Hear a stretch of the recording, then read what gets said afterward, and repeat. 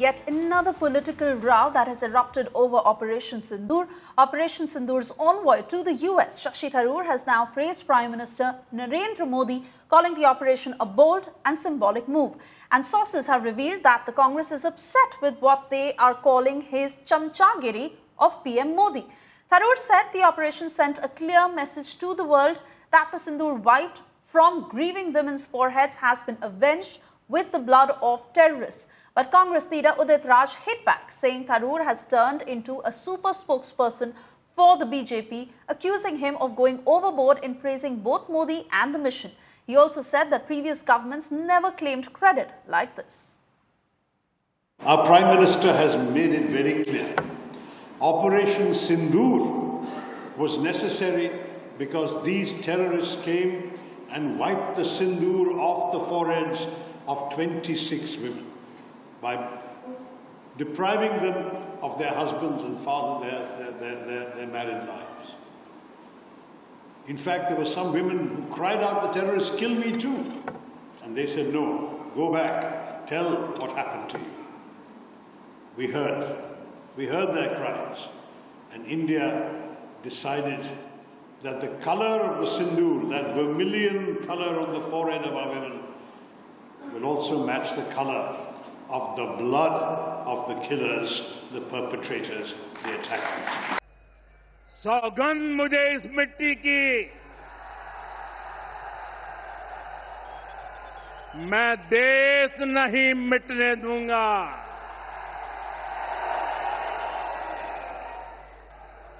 मैं देशवासियों से कहता हूं,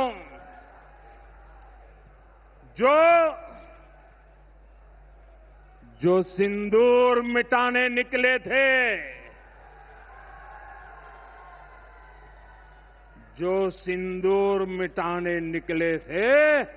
उन्हें मिट्टी में मिलाया है। जो हिंदुस्तान का लहू बहाते थे, आज कतरे कतरे का हिसाब चुकाया है।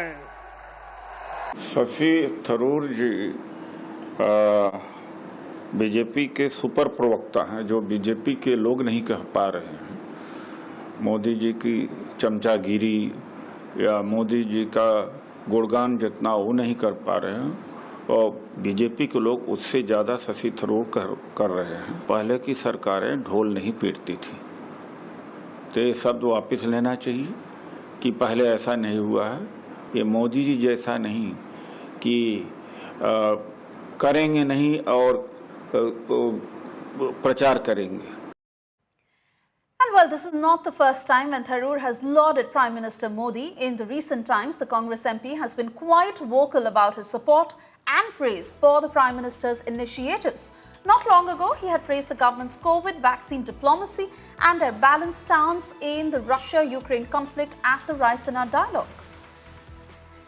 Wiping the egg off my face, because I was the one person in the parliamentary debate who actually criticized the Indian position at the time, back in February 22, on the well-worn grounds that Espen will understand, because he and I talked about all this in my UN days, that there was a violation of the UN Charter, that there had been a violation of the principle of the inviolability of borders, of the sovereignty of a member state, namely Ukraine, and we had always stood for the inadmissibility of the use of force to settle international disputes. And all of those principles, I said, had been violated by one party, and we should have condemned it.